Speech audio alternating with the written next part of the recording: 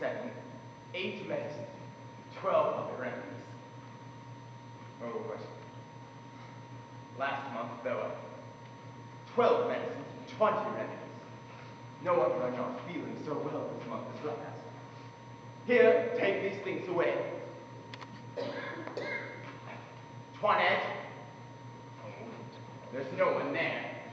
I'm always left alone. They don't hear.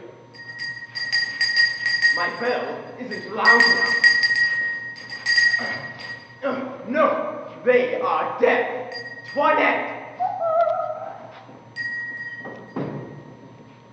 Toinette? Toinette! Yes, sir? Just as though I hadn't rung at all. Toinette! Yes, sir? I'm going mad. Ting-a-ling-a-ling, to leave a poor sick creature. Then let me die here. Toinette! Toinette! Toinette! Here I am. Oh, you jade! Excuse your impatience. You've hurried me so much that I cracked my head against the window shutter. Baggage! 'Tis an hour that you have left me, hold your tongue, baggage, so that I can scold you. I like that, after what I've done to myself. You have made me fall my first sword, gypsy. And you have made me break my head, one's as good as the other. Hussy! If you scold, I'll cry. What? Baggage! What? Must I even forego the pleasure of scolding? Have your pennyworth of scolding. Hussy! If you must have your pleasure of scolding, I must, on my part, have the pleasure of crying. Here, take these things away, you minx. Take them away. Yes, sir. Be sure to have some broth ready for the medicine. This Dr. Florent and Dr. Bergen have had a fine time with that carcass of yours. They make a rare milk cow out of you.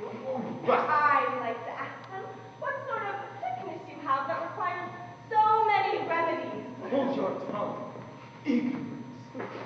Send my daughter Angelique. I have something to tell her.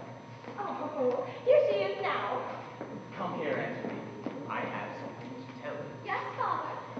Your apothecary is here, sir. It is time to take your medicine. Oh, wait. My cane. I can't walk without my cane.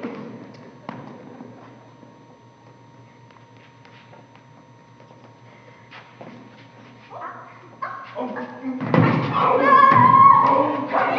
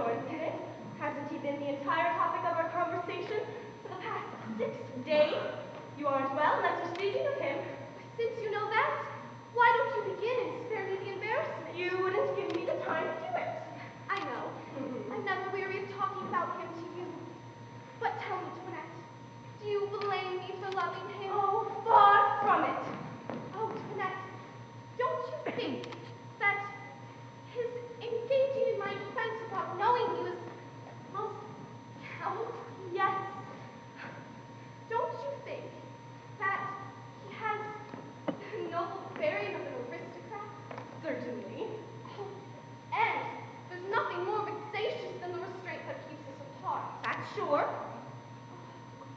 But, Toinette, do you think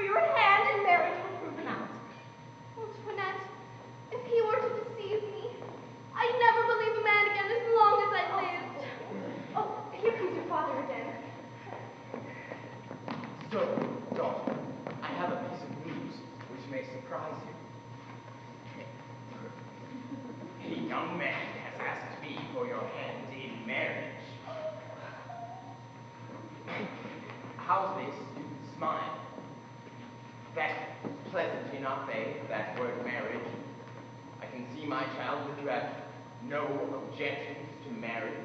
It is my duty, Father, to do whatever you please to command. I'm glad to have such a dutiful daughter. Very well. It's settled. You are promised in marriage. Yes, sir.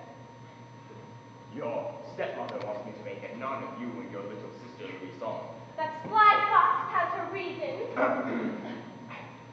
She wouldn't consent to the marriage, but I have given my word to your future husband. Oh, Father, I am deeply grateful for your goodness. I've not seen the young man as yet, but they tell me I shall be well pleased. Most certainly, Father. But how now? Have you seen him? Yes, Father dear. Chance brought us together about 6 days ago. The request he has made of you is the result of love at first sight. I wasn't told of that. 'Tis just as well for us. They tell me he's a jolly young fellow, handsome, Perfectly. agreeable, Most certainly. discreet, and well born. Perfect. Genteel, The most genteel of the world. speaks Latin and Greek well, Oh, he didn't tell me that. and will be admitted as a doctor of medicine 4 days. He, Father? Yes, hasn't he told you? No, indeed. Who told you? Dr. Pergon. Dr. Pergon. Does Dr. Pergon know him? A fine question. Certainly she knows her own nephew. Cleonce, Dr. Pergon's nephew. What Cleonce? We are speaking of the man who was asked for your hand in marriage. Oh, His name is Thomas Diaquaris, not Cleonce. He is the son of the physician, Madame Diaquaris, and is to come here with his mother tomorrow morning. What's the matter? You look surprised. you've been speaking of one person and I quite another. Sir, what an absurd idea. With all your wealth to marry your daughter to a doctor? Bah! Mind your own business, you hussy. Huh. Please, sir. Can't we quarrel more quietly? Tell me, sir, what is your reason for this marriage? My reason? I'm sick. I'm an infirm old man, and I want a son-in-law and relatives who are physicians to have at hand all the sources of remedies that I may need, and to be present at consultation. Well, at any rate, that's a reason. Now, sir, in all truth, are you really sick? Am I sick? You jade! Am I sick? Oh, yes, you are sick. Let's have no quarrel about that. You are very sick. Sicker than you think. Well, that's over. Now, sir, your daughter is to marry a husband for herself. And since she isn't sick, it isn't necessary to give her a doctor. But it's for my sake that I'm giving her a doctor, and any girl should be happy to marry for the benefit of her father's health. Sir, let me give you a piece of friendly advice. What advice? Do not think of this foolish marriage again. Why not pray? Your daughter won't consent to it. She won't consent to it. No, she will tell you that she will have nothing to do with doctors, nor with Madame Diaquaris, nor with her son, Thomas Diaquaris, nor with all of the Diaquarises in the world. But I have something to do with them. And besides, Thomas is his mother's only heir, and Dr. Pergon, who has no husband nor children, will leave everything to Thomas in favor of this marriage. And Dr. Pergon has $40,000 a year. Well, he must have killed a great many people to become so rich. $40,000 a year is something to be reckoned with, not counting the mother's estate. And that's all very fine, but I still insist that your daughter isn't to be made a Mrs. Diaquaris. But I wish it to be so. I didn't say that. And why wouldn't I say that? They'll say that you don't know what you're talking about. They may say what they please, but she must do as I have promised. Oh, she won't do it, I tell you. She shall do it all. I'll put her into a convent. Oh, you? I? Good. How good? You won't put her in a convent? It won't. No. Well, who's going to stop me? Yourself. Myself. Fatherly tenderness will prevent you. It will not hinder me. Oh, you wouldn't have the heart. A tear or two, her arms thrown around her neck, a tear,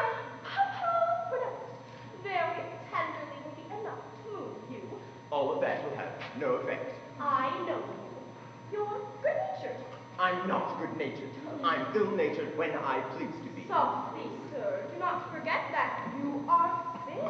She will marry the husband that I pick out for. Oh, and I forbid her to do it.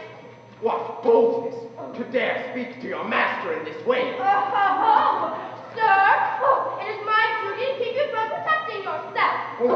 Insolent bandit. The master does not consider what he is doing, but then the servant is in the right to correct him. I'll knock you down. I will not have her marry your promised day of forest. I shall obey you sooner than she will you. Angelique, won't you catch her for me? If you don't, I'll refuse you my blessing. Oh, Father, you make yourself sick, and I'll disinherit her if she does obey you. All of this is enough to kill me.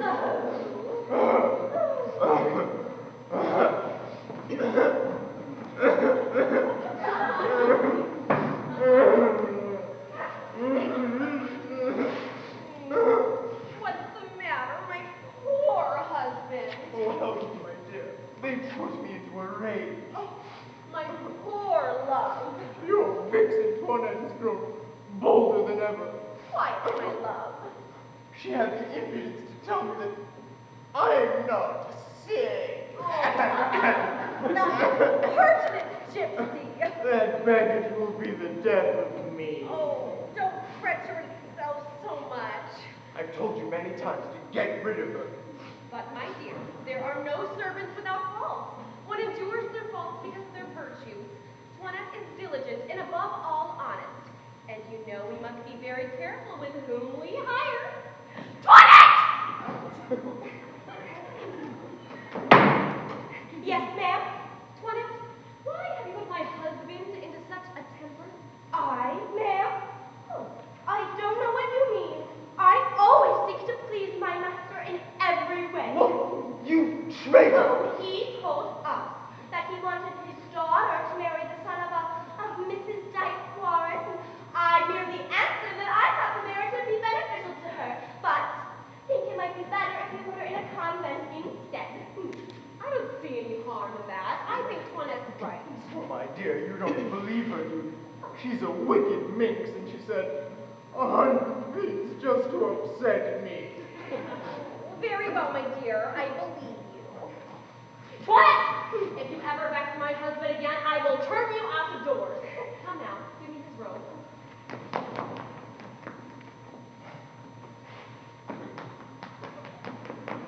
And some pillows to make him more comfortable. You pull your knife. I don't know, ma'am. What do I pay you for? My dear, you're too good to a poor, sick man. Oh, raise up so I can put this one under you, and one at your side, and head. There. And this one to keep you from the damp. Oh, you smother me, you jade.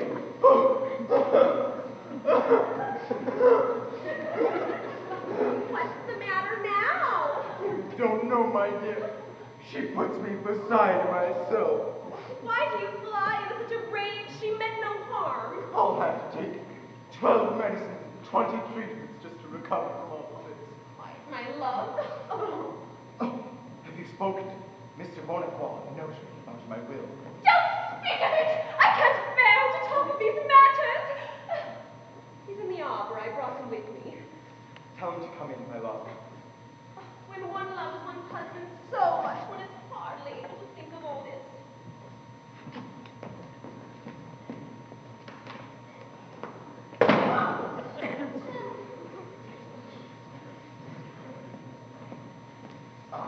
Come in, Mr. Bonnefoy. Take a chair. My wife has spoken to you, drawing up my will. I can't bear to talk of these matters. Ah, yes. The missus has told me of your desire. I'm afraid we cannot give your wife anything by a will. But why not? Custom is against it. In May, such a will would not be legal.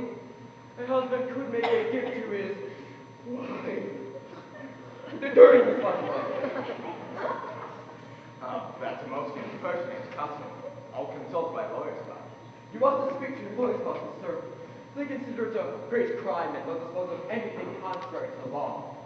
Mr. Bonifant, my wife tells me that you are a skillful and honest man. How then can I give my estate to my wife, not to my children? You must choose some intimate friend of your wife to whom you may will much of your estate. This friend could afterwards give it up to your wife. You may also give her such ready money as you can during your lifetime. You must control yourself with such things. If I were to lose you, Oh, my dear. life would mean nothing to me. Be comforted, I beg of you. Come, these fears are unseasonable. Things have not yet come to that pass. Sir, you don't know what it is to have such a husband. I must do as Mr. Bonifant suggests then.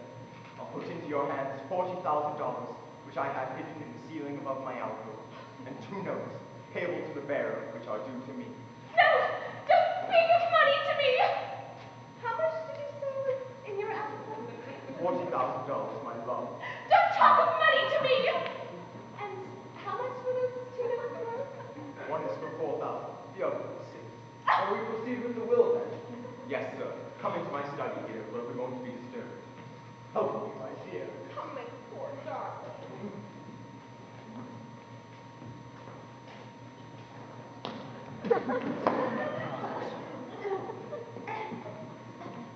Toinette!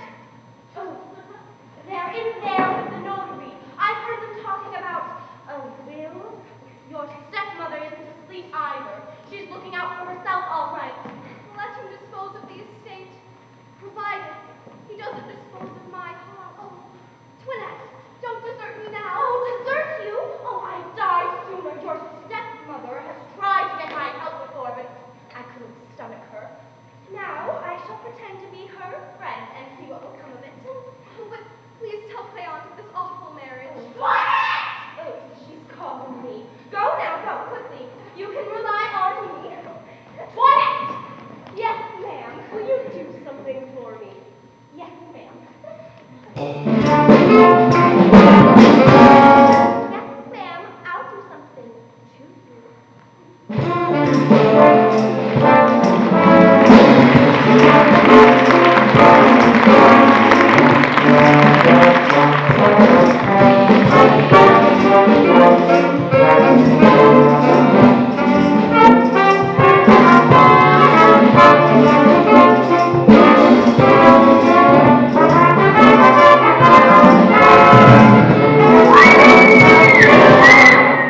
What do you want? What do I want? It's you.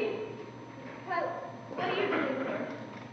I'm here to see the adorable Angelique and to figure out what she intends to do about this awful marriage. Oh, well, you know how closely she is guarded.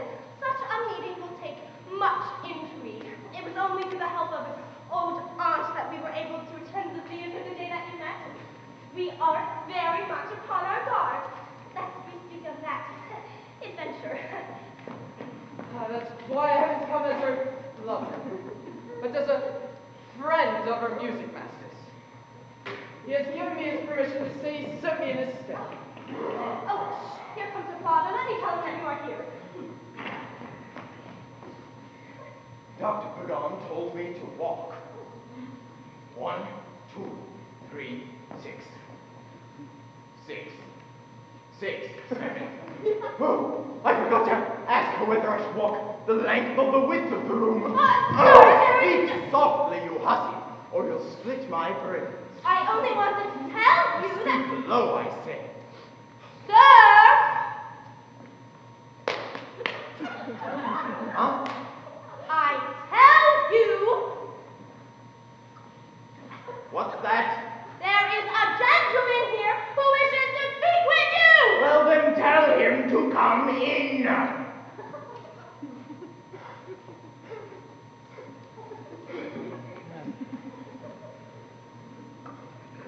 Sir. Speak softly, or you will split my master's brains. I am glad to see you up and see you are better. How better?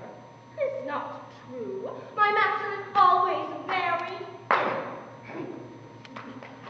I heard he was better. Looks well. What do you mean with your looks well? He looks very sick.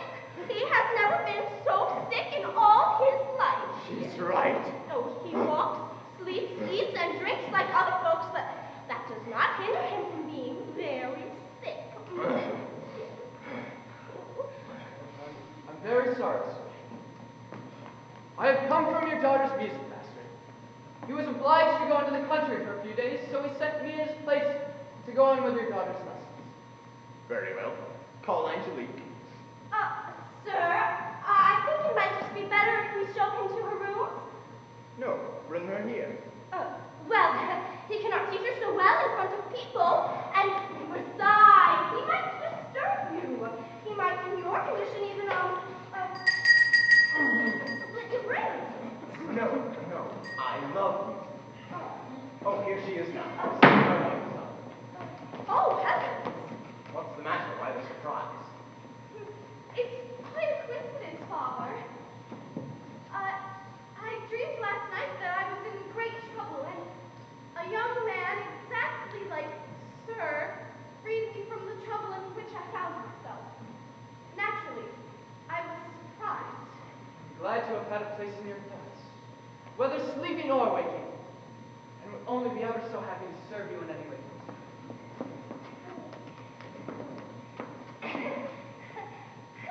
Oh, sir, I am on your side now. I take back all that I said yesterday. The dire forests are here to visit, mother and son. Oh, what a rare son-in-law you will have.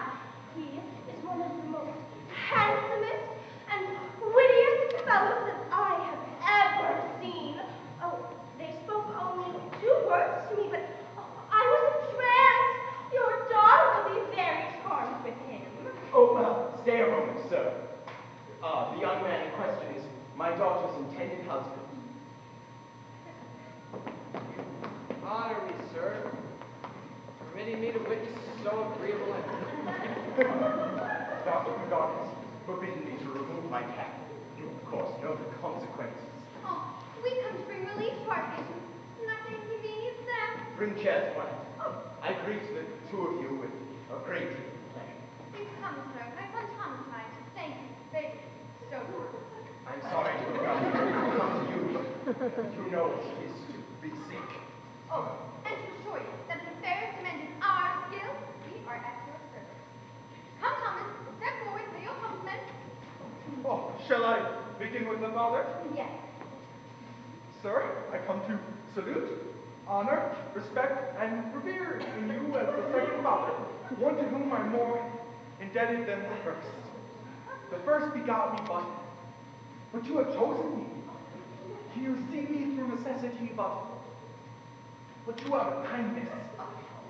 So I therefore hold as more precious this future relationship, which I pay my most humble and most respectful homage. Oh, prosperity to the college that turns out such clever gentlemen.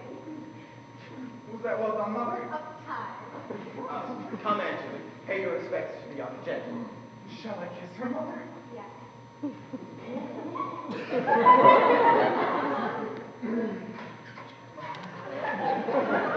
Oh.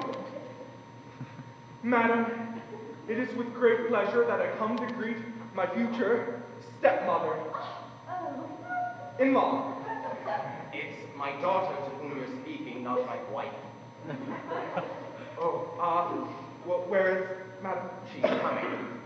Shall I wait, Mother, until she comes? No, pay respects to the young lady.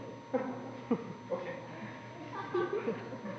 Madam, just as the statue of Memnon gave out sweet sounds, so do I feel transported by your beauty. As the naturalist remarks that the flower named the heliotrope turns toward the star of day, so does my heart, henceforth, and forever turn to the star of your adorable eyes. Permit me to lay at the altar of your charms the offering of my heart, your most humble, most faithful, and most obedient servant and husband. See what it is to study one learns to say such fine things. What do you think of all that? I think if he's as fine a doctor as he is an orator, it'd be a great pleasure to be one of his patients. And wonderful if he cures as well as he speaks. You see how they all admire your son. Sir, it isn't because I am his mother, but I do have reason to be proud of him. 'Tis true he never was roguish or waggish as a child, but was mild and peaceable. In college, he bore up under all difficulties. He was strenuous as a Turk in his principles, and following my example, he attaches himself blindly to the opinions of the ancients. He'll have nothing to do with the pretended discoveries of our age, concerning the circulation of the blood and other opinions of that same standard. Oh, sir, with your permission, I present to you my thesis against the circulation of blood, which I present to you as the first fruits of my genius. It isn't of any use to me. Oh, well, it's worth taking for the picture. Perhaps I'll hang it in the attic. Oh, and with sir's permission, I invite you all to come and see a dissection. Oh, what agreeable entertainment. Some gentlemen take their ladies to a play, but here's one who honors his lady with a dissection. Is it not your intention, then, to push your son's interest in court and secure him the post of a physician there? Frankly, no. I have found it much better to continue among the common. For there you are accountable to no one for your actions. Our rich friends at court, however, have the grievous fault of absolutely expecting their physicians to cure them when they are ill.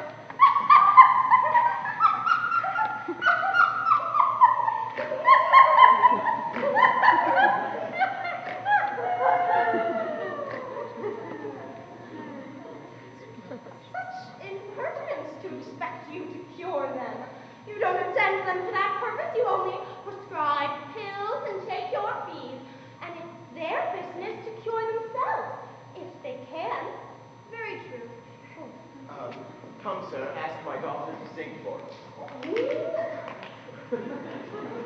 I was waiting for your orders, sir, and with your permission, your daughter and I will sing a scene from a newly composed opera. Here's your part.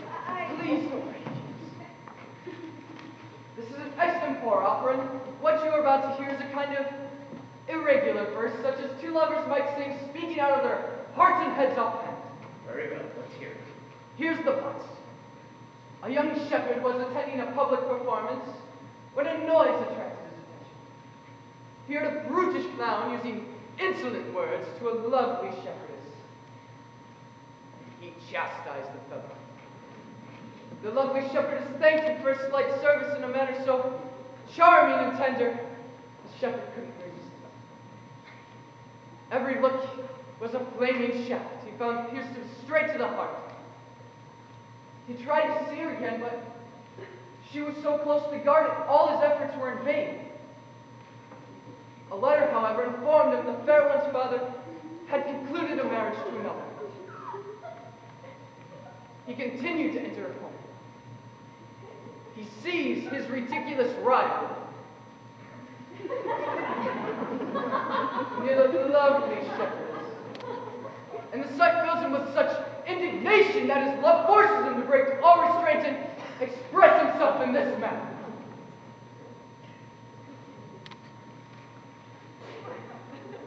Fair Phyllis, it's too much to bear. Break this cruel silence and let your thoughts declare.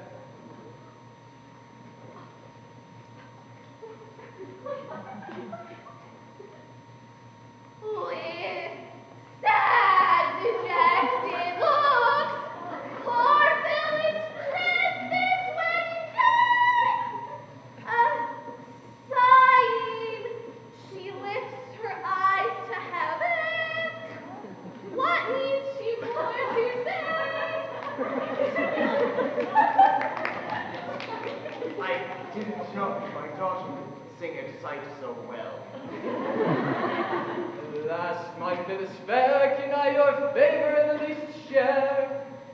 In this extremity, I do confess my love. Monarchs of the earth, ye powers so divine, Phyllis, can you compare your happiness to mine? But Phyllis, my rival. I hate the monster. What if your father should force you to fly? I'd rather die than give consent. And what does the father say to all this? Oh, yes, what does the father say to this? Nothing. Well, then, he was a blockhead of a father. Alas, Phyllis, my love. No. This offers a very bad example. The shepherd was an impertinent puppy, and the shepherd is an impertinent baggage to speak for father, so show me the paper.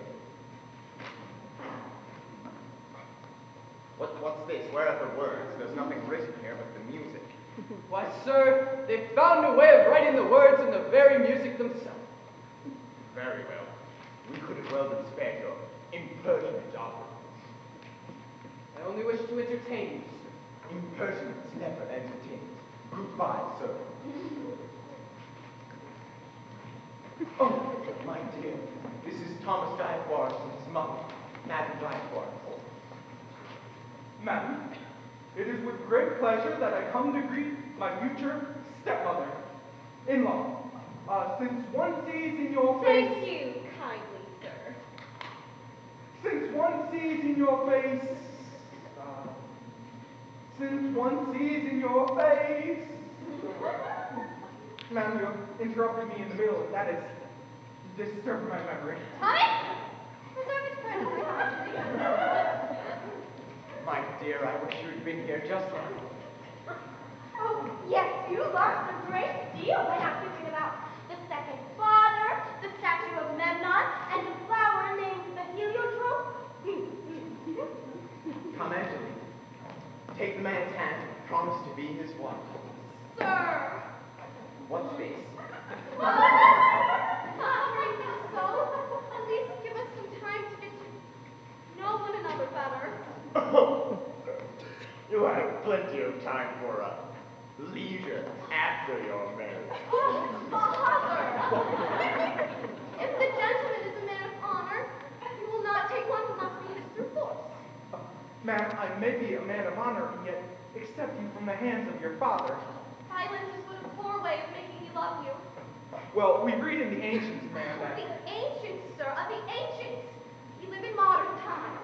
Don't speak in vain of sir, for he just graduated from college. Oh, perhaps she has someone else in mind.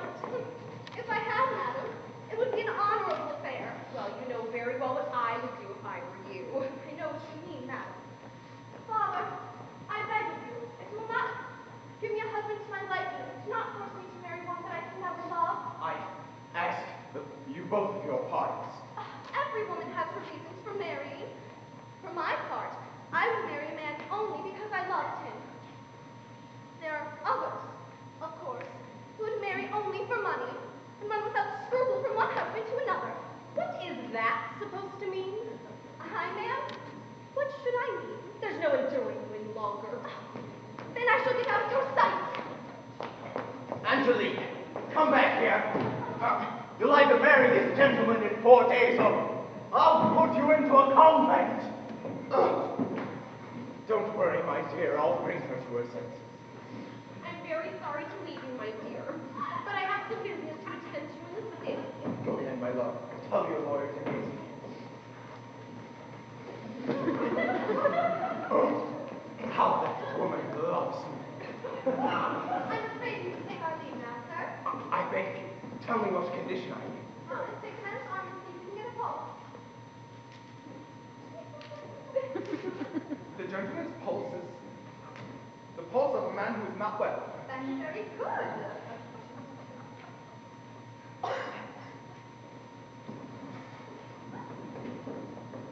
It acts by fits and starts. Bene.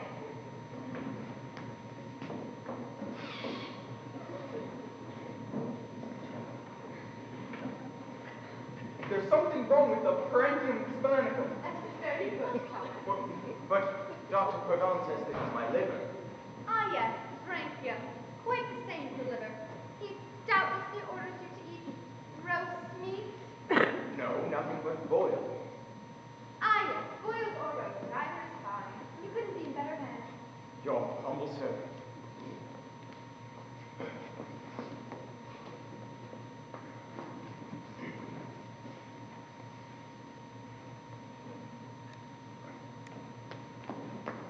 something I think you should know.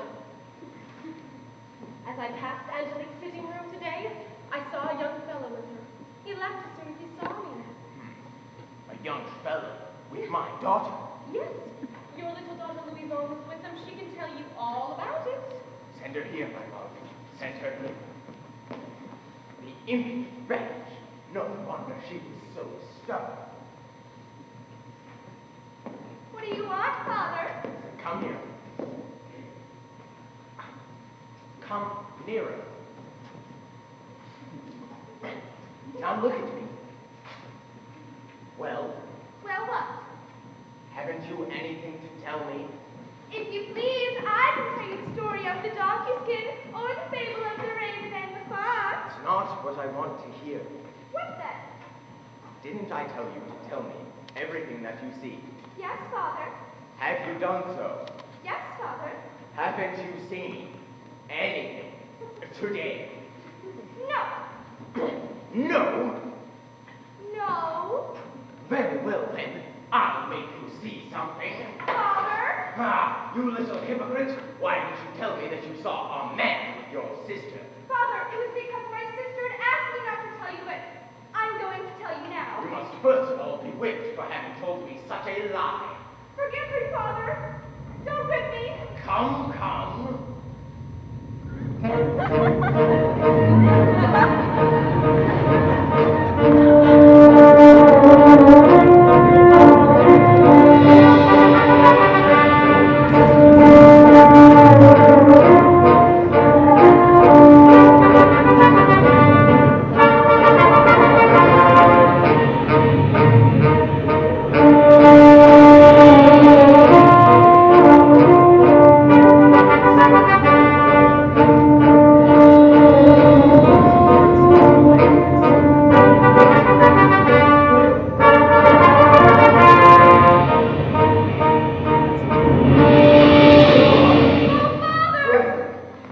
Stop, you hurt me.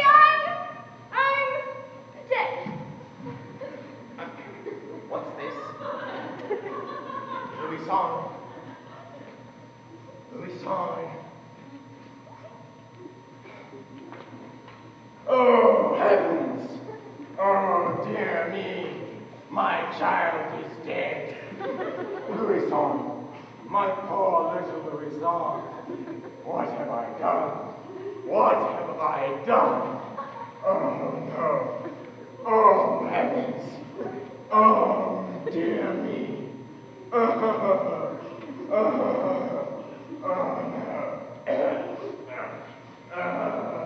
There, Father. Don't cry. I'm not quite dead. You're a cunning baggage. Come here. I'll forgive you this time, provided you tell me everything. Yes, Father. And be sure that you do, or my little finger will tell me if you lie. But Father, you can't tell my sister I told you anything. No. Father, a man came into my sister's sitting room while I was there. Yes? I asked him what he wanted, and he said he was her music master. So that was their scheme. What then? Then my sister came. And then? She said to him, go away, for goodness sake. Oh, very well. But he wouldn't go. What did he say to her? He said, I don't know how many things. Tell me. He said this and that, and how he loved her deeply, and she was the prettiest creature in the whole world. What then? And then he got down on his knees to her. And then? And then he kissed her hand. Oh! And then? And then. And then? And then. Mama came to the door, and he ran away. Well, wasn't there anything else? Oh, no, Father, there wasn't anything else. Ow! You little baggage!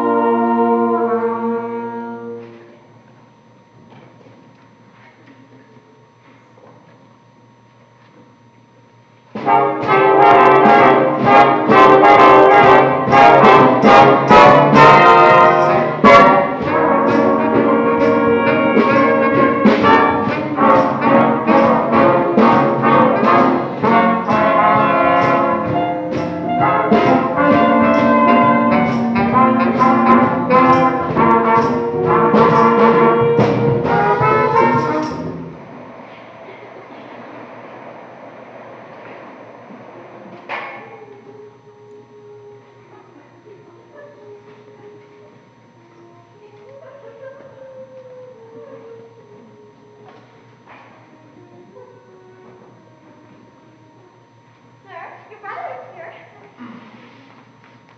Well, my dear brother, how do you do?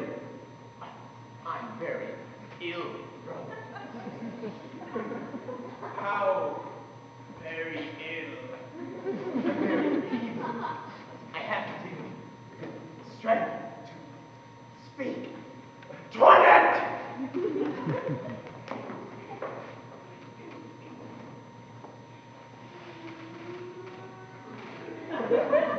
I could suggest an appropriate suitor for my niece Eileen. Don't speak to me of my daughter. She's an idle, impertinent, impudent baggage, and I'll put her in a convent before she's 2 days older. I'm glad to see your strength coming back so rapidly. My visit evidently does you well, but come now, gently talk a little. Excuse me a moment, but I have to take a medicine. Sir, you don't seem to remember that you can't walk so well without your cane.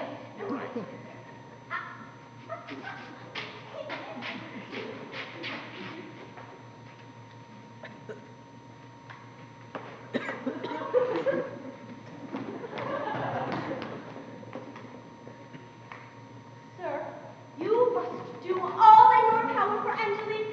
We must absolutely prevent this terrible marriage from happening. I thought that it might be a good thing if we could find a doctor who would disgust him with Mrs. Perkins' methods. And since we have no one at hand to do it, I thought that I might play a trick of my own. Ouch. It's a whimsical fancy. Leave it to me. You do your part, and but here's our man. My dear brother, I hope you will refrain from anger during our little talk. Very well. How is it then that with all of your wealth and only one daughter of marriageable age, you talk of putting her into a convent? How is it, brother, that I wish to be master of my own home and do as I see fit? Your wife would be overjoyed to see both of your daughters in the convent.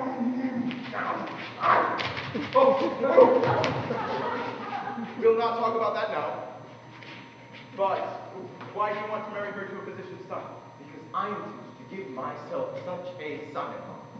Should the husband she take be for you or for herself, brother? For herself and for me, I'll bring into my house the people that I need. You are determined to be sick in spite of mankind and nature. What do you mean? I mean that I've never seen a man who is less sick than yourself, and I wouldn't ask for a better constitution than yours. It's the doctors that keep me alive. Dr. Pergon says I would die in 4 days without her care. It's a wonder that you are well, and Pergon has succeeded in killing you long ago. Have you no faith in medicine? None. In your opinion, then, our doctors know nothing. Nothing. Nothing. Nothing. We must keep ourselves quiet, and nature will take care of us herself. I wish that some of our learned doctors were here to answer your impertinent arguments. I wish that I could take you to see one of Moliere's comedies upon the subject of doctors. Your Moliere, with his comedies, is an impertinent fellow to bring on his stage and ridicule such worthy men as our doctors. By all that's terrible, if I were the doctors of Paris, I'd let him die for lack of medical care. Yes, I'd say to him, die, die, that will teach you to make fun of doctors. Well, you are in quite a stew over him. Let's talk no more about it. Well, enough, but don't let your anger put your daughter into a convent. Angelique's entire happiness depends upon his marriage. Oh, have to take another medicine. Surely you're jesting. Send it off until some other time and take a little rest. This evening, Mr. Florent, or tomorrow morning. What is your reason for proposing this prescription? Get out of here before I throw this medicine in your face. You shouldn't make a jest of medicine like that. Oh? I'll tell Dr. Pagan about this. You shall see. You shall see. Okay. Afraid Cause trouble, brother. Once more, brother, isn't there any way to cure you? Of doctors! It's easy to talk against medicine when you're not sick. Oh, and what illness have you? I wish that you had all of my diseases. You wouldn't talk so then. I have just heard news that you make a jest of my prescriptions here and refuse to take the medicine that I ordered. Neither, this isn't my fault. Such insolence! What a strange rebellion of a patient against a doctor! Horrible! A medicine that I composed myself. It's my brother's Made fault. according to all the rules of our art. He was very wrong. It would have produced a marvelous effect. To send it back. This is a terrible action. Oh, my brother's An fault. outrage against our profession. A crime of high treason against medicine. You're right. I will have nothing more to do. Please. To condemn my medicine. I'll take the medicine and bring it here. I was about to cure you. See, brother. What? Since you're not willing to be cured, since you refuse the obedience that a man owes his position. Oh, that cries for vengeance. I leave to your evil constitution, your corrupted blood, Oh, heavens. and to the foulness of your own ill humor. Oh, mercy.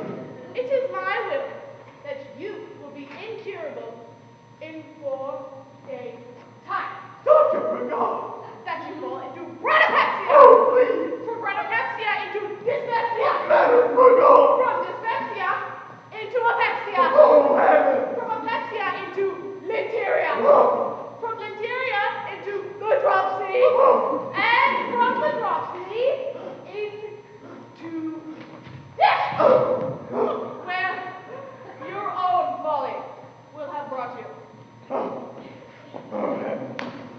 Oh, brother. You've undone. Quiet. What's the matter? I feel as though medicine wrong me. Take it. It's revenge. You're a simpleton. You imagine too much.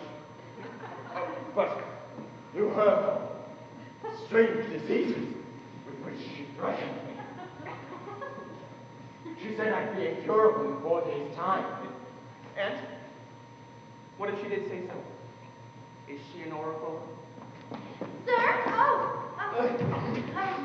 Sir, there's a doctor here who wishes to see you. What doctor? Well, I know him, but he looks as much like me as 2 drops of water. He looks enough like me to be my brother. Let him in. Well, one doctor leaves you and another offers his services. Oh, but Dr. Pagan knew my constitution so well. She knew what to do. I must confess that you see things with strange eyes. I'm afraid you'll be the cause of much trouble here, brother. Again? Are we still dwelling on this? I have at heart all those diseases which I don't know. Bradipepsia, dyspepsia, dropsy.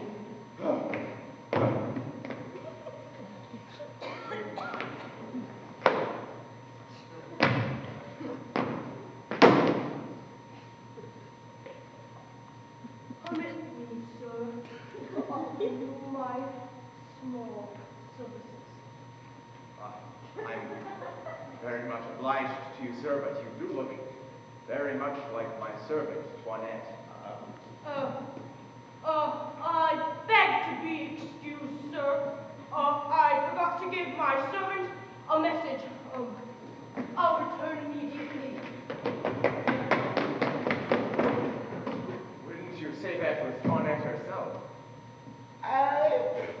It's true. The likeness is very great. But this isn't the first time we've seen this sort of thing. History is full of these freaks of nature. For my part, I'm astonished by it. What did you want, sir? What did I want? Didn't you call me? No. Oh. My ears must have tingled then.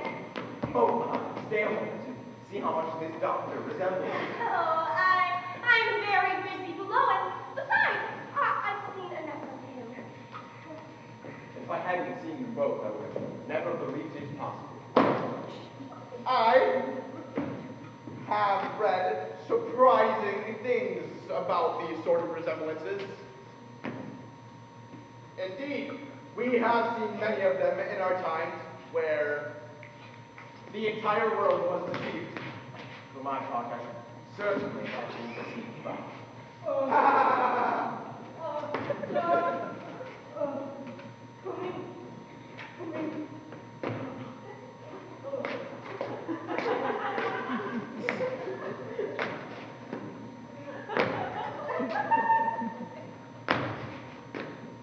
I ask your pardon with all my heart. I hope you don't misunderstand the curiosity. I had to see such an illustrious patient such as yourself. Your reputation, which reaches far and wide, may excuse the liberty of taking. I see, sir. You look earnestly at me. Tell me, what age do you think I am? You may be 26 or 27. I'm 19. 90! Yes. You see, the secret of my art which preserves me to be thus fresh and vigorous. By my soul, you're a fine, youthful fellow for one so old.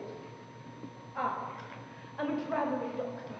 I go from town to town, province to province, kingdom to kingdom, seeking patients worthy of my art.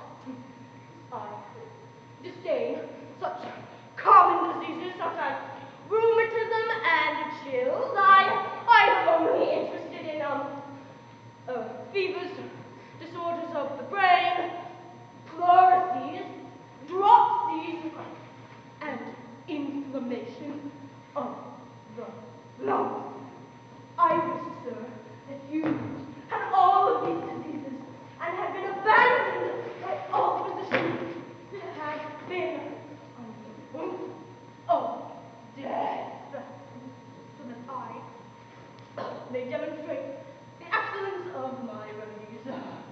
I'm very much obliged to you for your kind wishes. Let's see.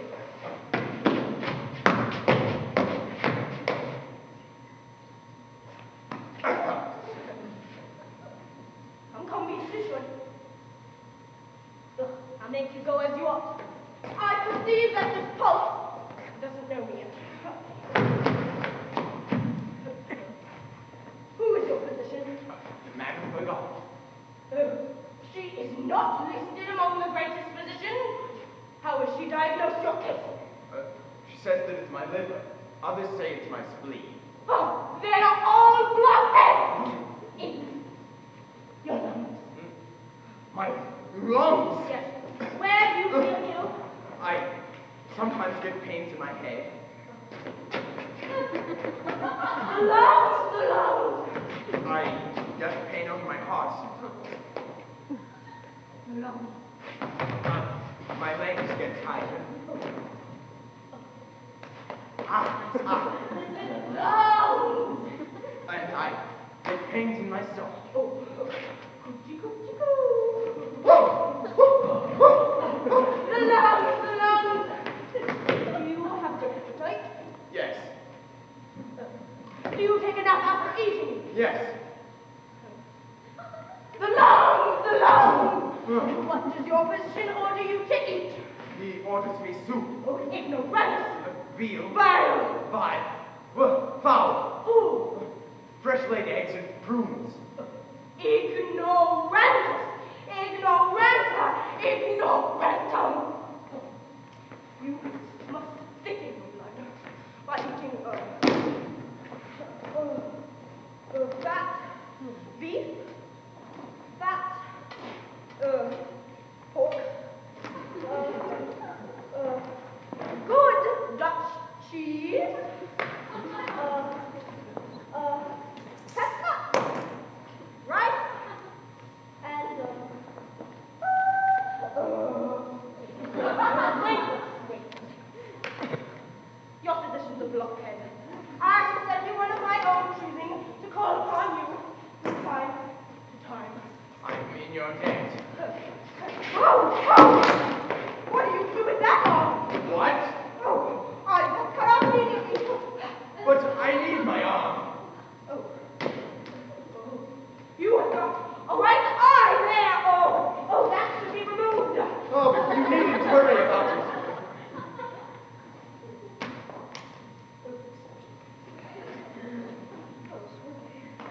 Well, I must say farewell. I have to be present at a consultation on a man who died yesterday. Who died yesterday? Yes, we have to see what has been done to cure him. You'll forgive a poor sick man for not rising.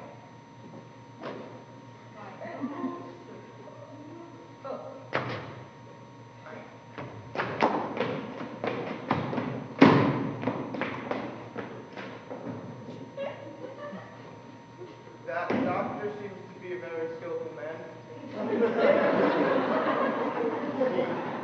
goes a little fast for me. All doctors are easy. But to cut off my arm and plug out my eye, I'd rather not be so well. Well, be that as it may, brother. Since you have pearls of forgotten, won't you give me leave to speak of the marriage which is proposed for my niece? No. There is intrigue afoot here. Angelique and her lover had a secret meeting, which they do not know I have decided. Come, sir, I am not in a merry humor. Sir, stop. What's the matter, Toinette? Oh, your physician, he wanted to feel my pulse. Think of it, at his age. Brother, I must speak frankly to you. You are sending your daughter to a convent because your wife wished it. Your infatuation with her is as disgusting as your infatuation with medicine. I just hate to see you run headlong into every snare that she laid for you. Don't speak so of her. She is one against whom nothing can be said. My mistress loves my master for his money. Well, one can't express it. Ask her how calm she is. Oh, 'tis true. My mistress loves my master.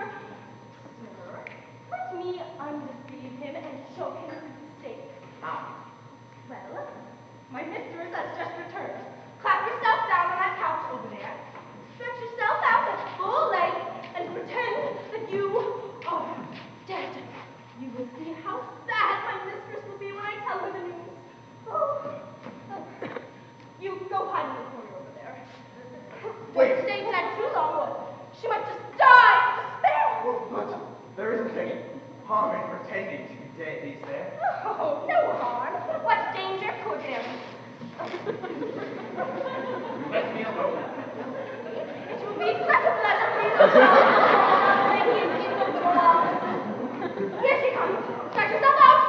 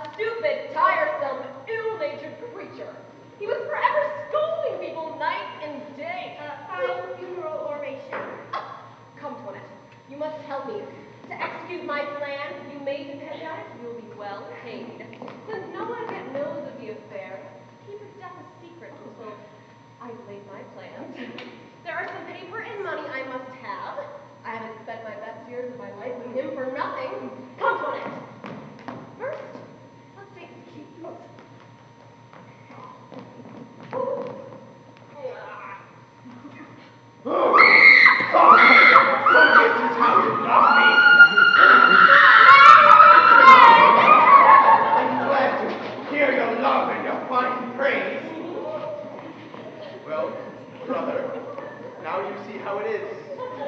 This was a fine piece of advice. Will make me wiser. Oh, I have never believed it. Oh, come. Place yourself as you were. I see your daughter coming. Oh, we will see how she reacts to the news. By this means, you'll know the sentiments of your entire family.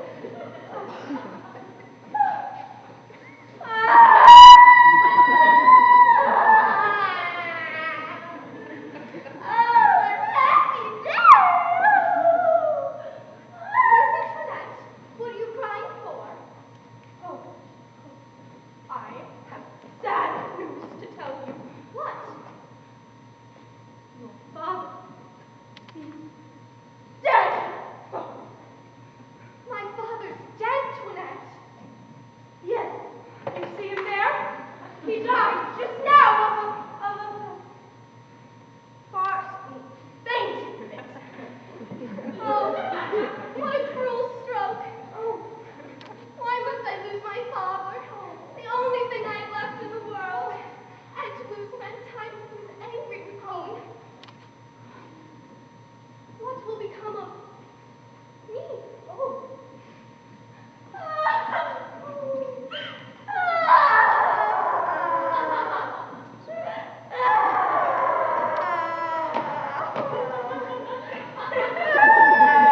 What's the matter, Angelique? I weep for the death of my father. What misfortune! I was just but now coming to present myself to him and pay my respects and ask for your hand in marriage. Oh, Theo, let's talk no more about this. After the death of my father, I'll have nothing more to do with the world. Father, I renounce it forever. I now give you my promise to do as you wished. Oh my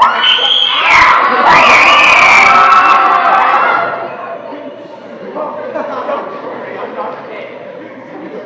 You're my true flesh and blood, my real daughter. Father, since heaven has restored you to me, allow me to ask for just one favor. If you will not give me Cleon for a husband, do not force me to marry one that I can never love. It is all that I ask. I yourself to be touched by her request. And Brother, can you withstand them? Oh, can you be insensible, sir, to so much love? If he will become a doctor, then I'll consent to the marriage. Yes, sir, turn doctor and I'll give you my daughter. willingly. Indeed, I'll become a doctor. Yes, an apothecary too. Oh, I do much more than that for the hand of Farah and me. Brother, a thought just came to me. Why don't you turn doctor yourself? Oh, sir, that's a great idea. For that is a sure way to cure yourself. For there is no disease so daring as to meddle with the sacred person of a doctor. Oh. Brother, are you making a jest of me? Am I of an age to study? Study? You are learned enough now. There are a great many doctors who are no better skilled than yourself. But I would need to know Latin, Greek, in order. You'll learn all of that by putting on the physician's gown and hat. Does one become learned in medicine simply by putting on the doctor's coat? You have nothing to do but don a physician's gown and hat, and any stuff becomes learned. In fact, nonsense becomes sense.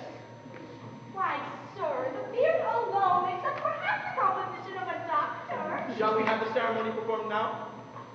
Immediately. Yes, immediately. And right here in your own home. In my own home? Yes, I know a body of physicians, my friends, who will come and have the ceremony performed right here. And it will cost you nothing.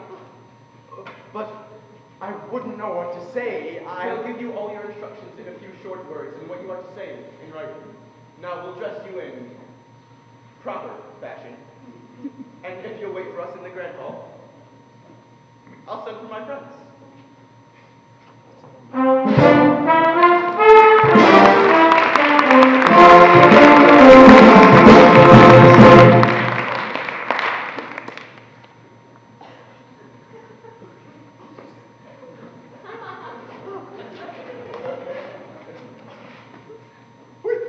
Oh my heart.